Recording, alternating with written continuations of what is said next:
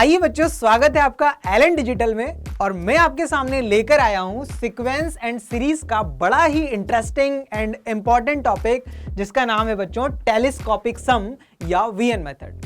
बच्चों, टेलीस्कोपिक सम या VN method के अंदर अपन कुछ स्पेशल टाइप की सीरीज है जिसके एन टर्म्स का सम निकालने वाले हैं। अब किस तरह से निकालेंगे बच्चों, इसमें एक बहुत ही इंपॉर्टेंट सी टेक्निक होती है जिसको हम यूज करने वाले हैं, उसका नाम है कैंसिलेशन टेक्निक। क्या होती है कैंसिलेशन टेक्निक? इसके अंदर क्या करने वाले बच्चों, अपन हर टर्म को दो टर्म के डिफरेंस में लिखने वाले हैं। उससे क्या फायदा होगा बच्चों, जब आपने पहली टर्म को भी दो टर्म के डिफरेंस में लिखा, दूसरी टर्म को भी दो टर्म के डिफरेंस में लिखा, तीसरी को भी लिखा, तो क्या फायदा होगा कि कई सारी टर्म्स प्लस में आएंगी और कई टर्म्स माइनस में आएंगी। जब इन ओवरऑल टर्म्स को ऐड किया जाएगा तो बहुत सारी टर्म्स कैंसिल हो जाएंगी और हमारे पास रिजल्ट में कुछ चुनिंदा टर्म्स बचेंगी। तो इसी चीज को समझते हैं बच्चों एग्जाम्पल के थ्रू। आइए बच्चों देखते हैं क्या क्या एग्जाम्पल्स है अपने पास। तो एग्जाम्पल नंबर 1 में हम देखते हैं क्या है। एग्जाम्पल नंबर 1 कह रहा है कि यार आपको इस वाली सीरीज का सम बताना है। सीरीज क्या है? 1 into 2, 2 into 3, 3 into 4, 4 into 5, इस तरह से बच्चों चलता जाएगा और एन टर्म्स का सम निकालना है। अब कैसे निकालेंगे बच्चों, इसके लिए अपन टेलीस्कोपिक सम या वीएन मेथड का यूज करने वाले हैं। सबसे पहला काम ये बच्चों है हमारे पास कि आप इसकी जो भी टर्म है उसको जनरल टर्म की फॉर्म में लिखें। इसकी जनरल टर्म लिखने की कोशिश करते हैं बच्चों। पहली टर्म जो है यहाँ पे मुझे 1 नजर आ रहा है, दूसरी टर्म में यहाँ मुझे 2 नजर आ रहा है, तीसरी में 3 नजर आ रहा है। तो अगर मैं rth टर्म लिखूंगा बच्चों, इसकी rth टर्म tr अगर मैं लिखना चाहूं तो पहले मुझे r नजर आएगा। अच्छा, 1 के साथ में 2 आता है, उससे जस्ट एक बड़ा नंबर, 2 के साथ 3 आता है, उससे जस्ट एक बड़ा नंबर। तो r के साथ कौन आना चाहिए? r+1 आना चाहिए। सबसे पहला काम बच्चों ये करना होता है कि आपको जो भी सीरीज दी है उसकी जनरल टर्म आप लिख लीजिए। अब क्या करना है, जैसा कि मैंने आपको बताया हर टर्म को दो टर्म के डिफरेंस में लिखना है। तो अब अपना नेक्स्ट टारगेट है इसको दो टर्म के डिफरेंस में बनाना है। क्या करना है बच्चों, आपके पास एक टर्म है r, एक है r+1। आपको क्या करना है, r+1 से जस्ट बड़ा नंबर और r से जस्ट छोटा नंबर सोचना है।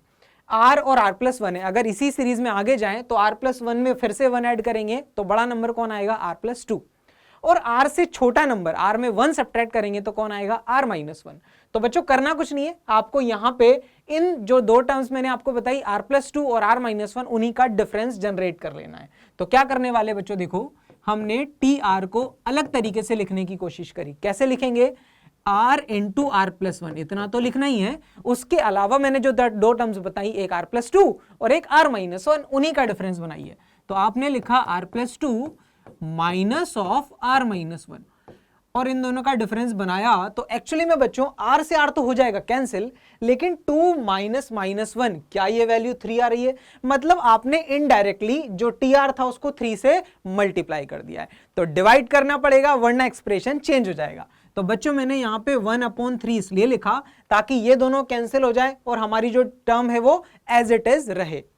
अब क्या करना है बच्चों, ये जो r+1 into 1/3 बाहर वाला पार्ट है, इसको दोनों के साथ अलग अलग मल्टीप्लाई कर लेना है।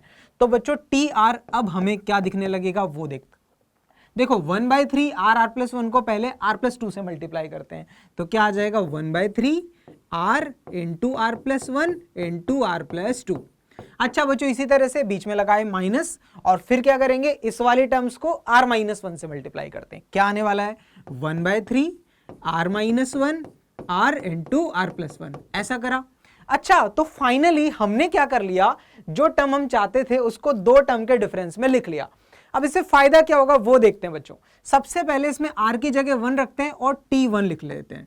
t1 बच्चों क्या आने वाला है? 1/3। जब इसमें r की जगह बच्चों 1 लिखेंगे तो ये 1 और ये 2 और ये 3 बन जाएगा। 1 into 2 into 3। बच्चों इसको मल्टीप्लाई नहीं करेंगे, इसी फॉर्मेट में लिखेंगे। -1/3। यहां पे बच्चों आपने 1 लिखा तो क्या आने वाला है? 1 - 1, 0, 1 and 2। तो बच्चों वैल्यू आ जाएगी 0, 1 and 2।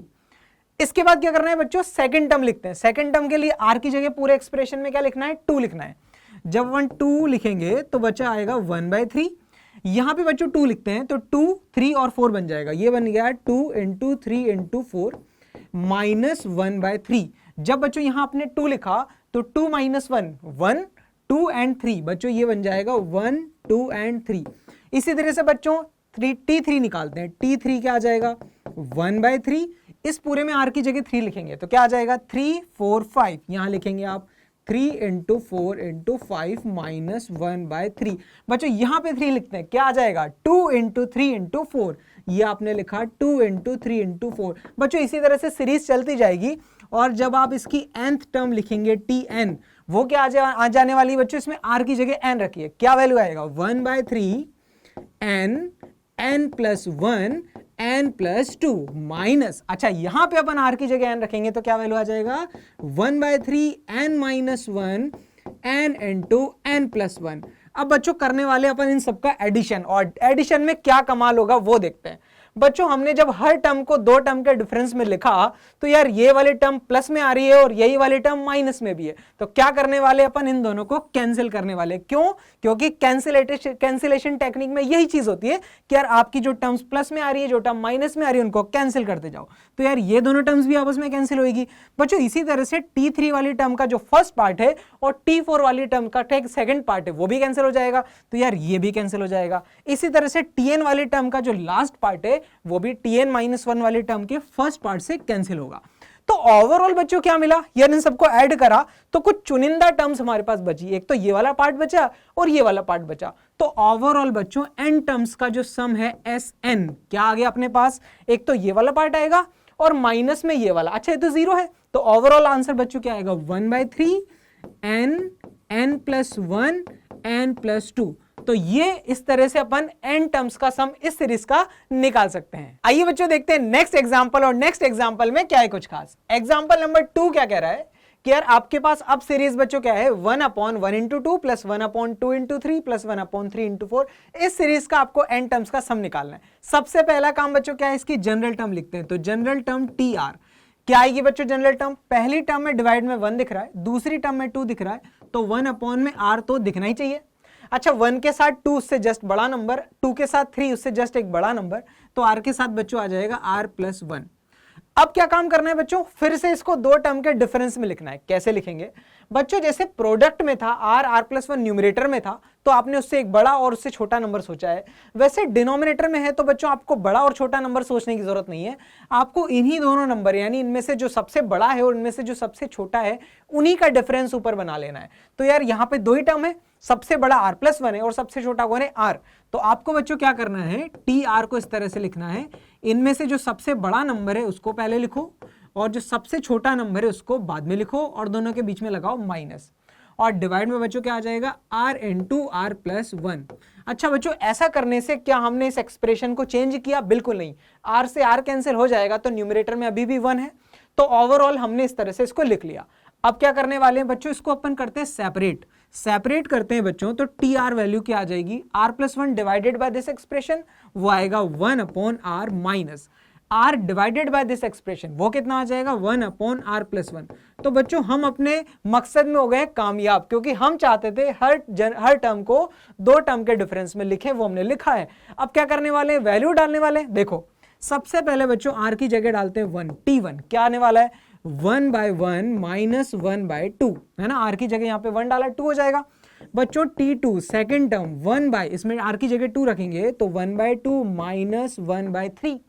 अच्छा बच्चों इसमें r की जगह 3 रखते हैं, थर्ड टर्म पता करते हैं t3 बच्चों क्या आ जाएगा 1/3 माइनस 1/4। और इसी तरह से बच्चों जब अपन इसकी nth टर्म लिखेंगे r की जगह n यहां लिखने वाले तो क्या आ जाएगा 1/n माइनस 1/n प्लस 1। और अब करने वाले इन सबका एडिशन, क्या फायदा होगा बच्चों, देखिए ये माइनस में आ रहा है ये वाला प्लस में आ रहा है, क्या कैंसिल हो जाएगा, बिल्कुल minus half and plus half cancel, minus 1/3 जो है वो भी प्लस 1/3 के साथ बच्चों कैंसिल, माइनस 1/4 भी नेक्स्ट वाले टर्म के साथ कैंसिल होगा। बच्चों क्या इस तरह से सारे कैंसिल हो जाएंगे, कौन कौन बचेगा, ये 1/n भी इससे प्रीवियस टर्म से कैंसिल हो जाएगा। तो क्या क्या बचने वाला है, एक तो 1/1 बचने वाला है और ये 1/n प्लस 1 बचने वाला है। तो बच्चों n टर्म्स का जो सम है Sn वो कितना आ जाएगा, देखिए बच्चों एक तो ये वाला पार्ट बचेगा 1 माइनस ये वाला टर्म बच्चों कितना आ गया 1/n प्लस 1।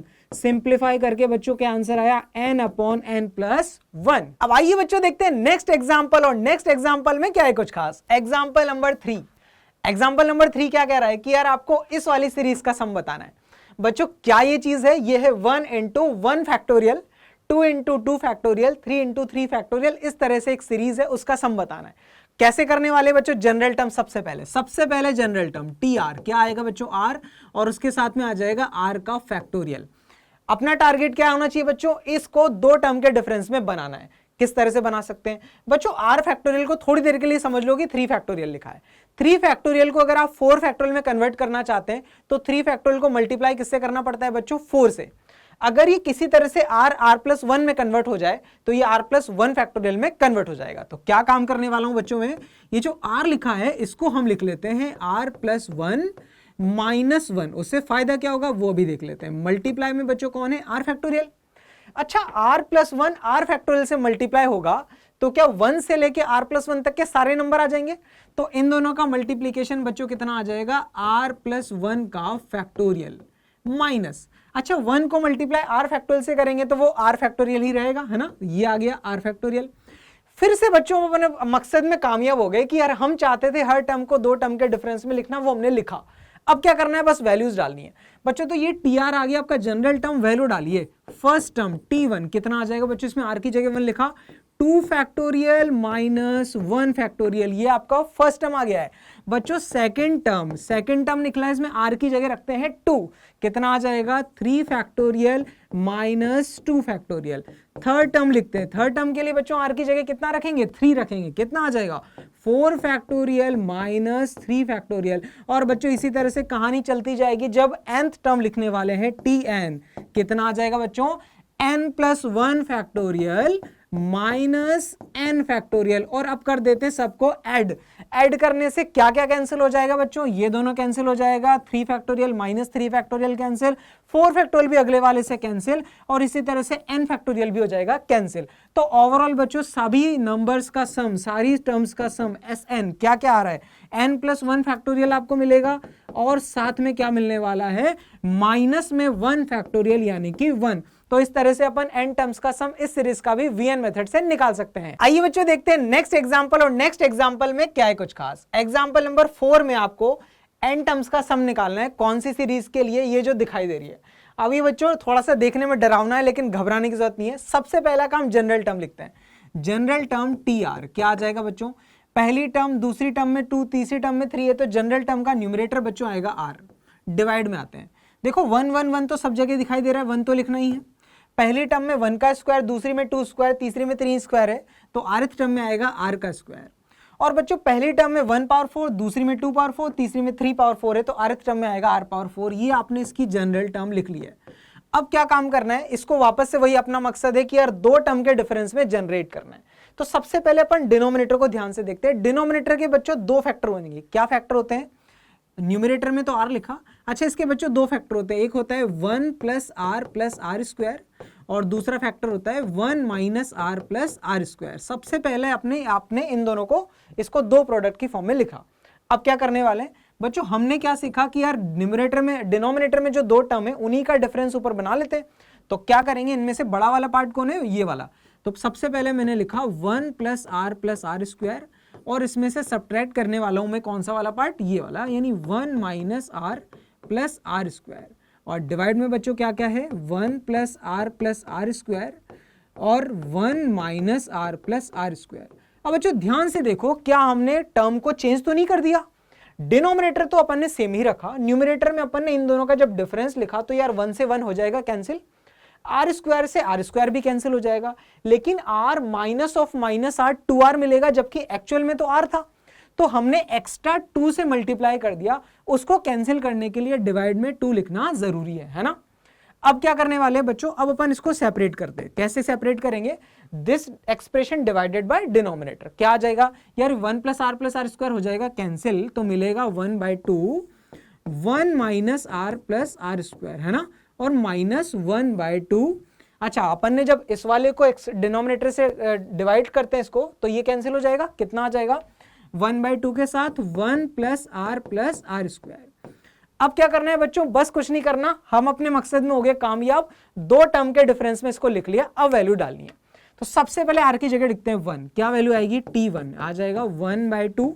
बच्चों यहाँ 1 डालेंगे तो कितना आ जाएगा? 1 माइनस 1 प्लस 1, 1 आ जाएगा। ये वैल्यू आ गई 1 माइनस 1/2। यहां पर 1 डाला तो 1 प्लस 1 प्लस 1 कितना हो जाएगा? 3 हो जाएगा। Very good.